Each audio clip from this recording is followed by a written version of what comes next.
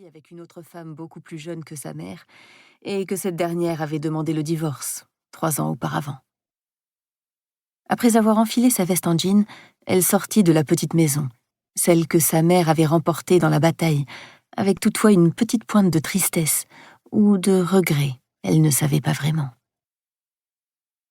Le point de rendez-vous avait été fixé à la gare routière et elle avait décidé de s'y rendre à pied. Après tout, elle allait être assise pendant des heures. Un peu d'exercice ne pouvait donc pas lui faire de mal. En arrivant sur les lieux, elle chercha des yeux l'autobus qui l'emmènerait à destination. En voyant un attroupement devant un long véhicule noir, sur lequel se profilait un soleil en lignes artistiques, elle pressentit qu'elle avait trouvé l'objet de ses recherches. En s'approchant un peu plus près, elle vit l'inscription sur le pare-brise et constata, soulagée, que c'était le bon bus. Elle prit donc place dans la file de personnes qui attendaient pour charger leurs bagages et prendre place à l'intérieur. De nature curieuse, mais surtout observatrice, Nina jeta des coups d'œil discrets sur les passagers qui l'accompagneraient durant ces prochains jours. Ils avaient tous plus ou moins l'âge de la retraite. Certains étaient plus âgés que d'autres, mais personne n'avait moins de 50 ans. Elle en aurait mis sa main à couper. Elle ne fut donc pas surprise de constater quelques regards curieux se poser sur elle. Elle dépareillait dans le paysage, c'était certain. Mais peu lui importait. Elle savait ce qu'elle faisait, mais surtout, pourquoi elle le faisait. Rien ne pourrait désormais la détourner de son but. Chapitre 2. Le bus était propre, prêt à accueillir ses passagers, qui commençaient d'ailleurs à arriver. Didier, l'un des chauffeurs, annonça à son collègue Benjamin qu'il allait s'occuper de mettre les bagages en soute. Ce dernier soupira subrepticement. C'était donc à lui qu'incombait la tâche de vérifier que les papiers des voyageurs étaient en ordre.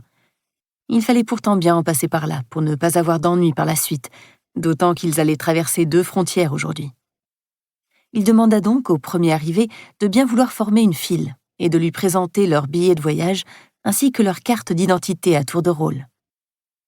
Les voyageurs, principalement des retraités en couple, obtempérèrent de bon gré et défilèrent rapidement devant lui avant de se diriger vers son collègue, qui plaçait chaque valise dans la soute pour finalement monter dans le véhicule et choisir une place qui leur convenait. La plupart des touristes étaient polis et se montraient souriants et amicaux. Benjamin se réjouit d'avance, en pensant que le voyage serait certainement plaisant et agréable. Il détestait les problèmes, et particulièrement les personnes intolérantes qui, bien souvent, étaient à l'origine de ceux-ci.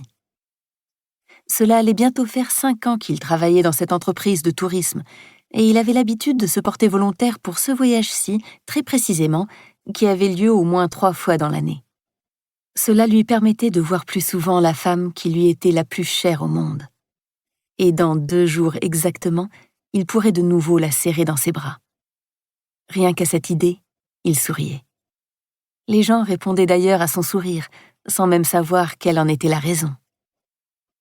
Puis, derrière un couple d'une 60aine d'années, il vit une jeune fille à peine sortie de l'adolescence, qui devait sans doute s'être égarée. Pourtant, en arrivant devant lui, elle lui tendit son billet. Malgré sa surprise, il n'y avait pas d'erreur. Elle faisait bien partie du voyage. « Puis-je voir votre carte d'identité, s'il vous plaît ?»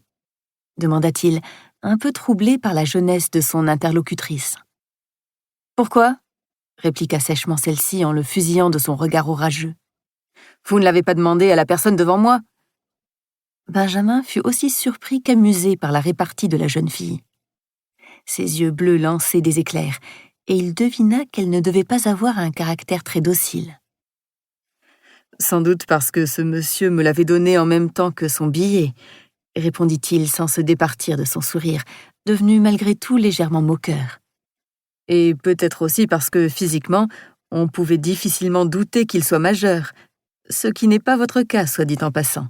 J'aimerais autant ne pas avoir de problème lorsqu'on traversera les différentes frontières tout à l'heure. » La jeune fille soupira, exaspérée par cette remarque, et baissa la tête pour chercher le document demandé dans son sac à dos, ses longs cheveux noirs tombant devant son visage par la même occasion. Se redressant, elle lui tendit sa carte d'identité en le foudroyant une fois de plus du regard. Son air buté importait peu au jeune homme, qui en avait vu d'autres. Pour continuer à écouter ce livre audio gratuitement, cliquez sur le lien dans la description et vous pourrez l'écouter en entier sans frais grâce à l'essai de 30 jours d'Audible.